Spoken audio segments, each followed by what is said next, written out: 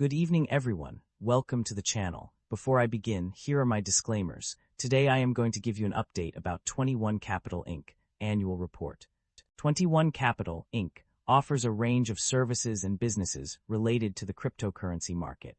At the core of their operations is the accumulation and management of Bitcoin holdings. This involves actively purchasing and managing large quantities of Bitcoin. In addition to its investment activities, 21 Capital also focuses on educating investors about Bitcoin through various materials and content. This includes branded content aimed at both institutional and retail investors, with the goal of enhancing their understanding and literacy in the cryptocurrency market. By providing these services, 21 Capital aims to establish itself as a prominent player in the world of Bitcoin and digital currencies. The primary drivers of revenue growth or decline can be summarized into several key areas. Revenue growth is primarily driven by direct revenue streams such as subscriptions, licensing fees, and sponsored partnerships. These streams are further enhanced by indirect value creation through advancing Bitcoin literacy and accelerating adoption. Successful monetization of educational content, effective scaling of initiatives, and development of a dedicated content team also contribute to revenue growth. On the other hand, revenue decline is primarily driven by factors such as limited operating history and lack of profitability, volatility in Bitcoin price, competition from digital coins, government regulation, inability to develop or scale Bitcoin acquisition programs, and decline in utilization of Bitcoin due to increased competition or regulatory changes. The analysis of the company's financial performance reveals a decline in net income over the specified period. The data indicates that the company incurred a net loss of $X from March 7, 2025 to December 31, 2025, suggesting a decrease in profitability compared to the previous period. There is no explicit information provided on changes in profit margins during this time frame. However, it can be inferred that the decline in net income may have contributed to a potential decrease in profit margins as well. The lack of specific data on profit margins makes it challenging to determine the exact impact of the net loss on profitability. The company's financial performance has been inconsistent across various reports. However, one report stands out as providing a clear indication of its operating cash flow. According to page 22, the company is indeed generating positive operating cash flow.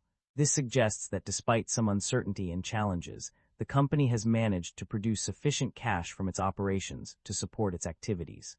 The analysis of the company's debt level and interest expenses reveals some subtle changes.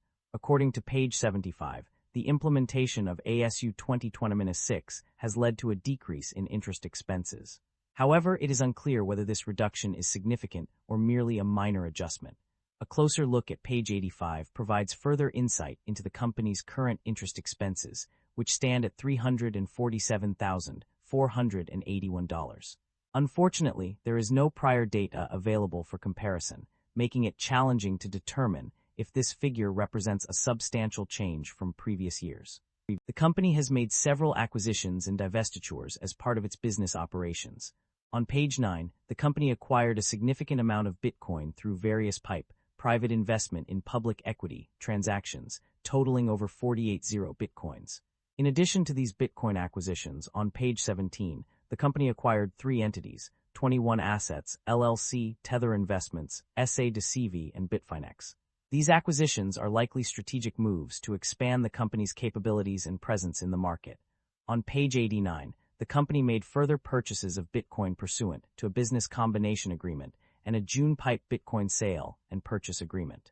These agreements demonstrate the company's continued focus on acquiring and holding Bitcoin as part of its business strategy. In contrast, the company has also made divestitures, including the Cantor F and F sale on page 60, which involved the sale of shares of Class A common stock issuable upon conversion of convertible notes. The company also issued shares under the Equity Incentive Plan, further reducing its ownership stake in the company. The company's dividend payment history is inconsistent, with some years showing no dividends paid and others indicating a positive payout. On page 77, it is explicitly stated that the company has paid dividends.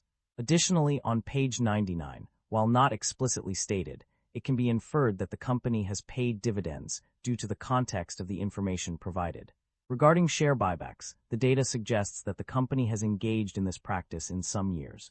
Specifically, pages 76 and 87 indicate that the company has bought back shares. Furthermore, on page 77, while not explicitly stated, it can be inferred that the company has bought back shares due to adjustments made to the conversion rate. That concludes the financial summary for 21 Capital Inc. Feel free to comment below, and I will be happy to answer them when possible.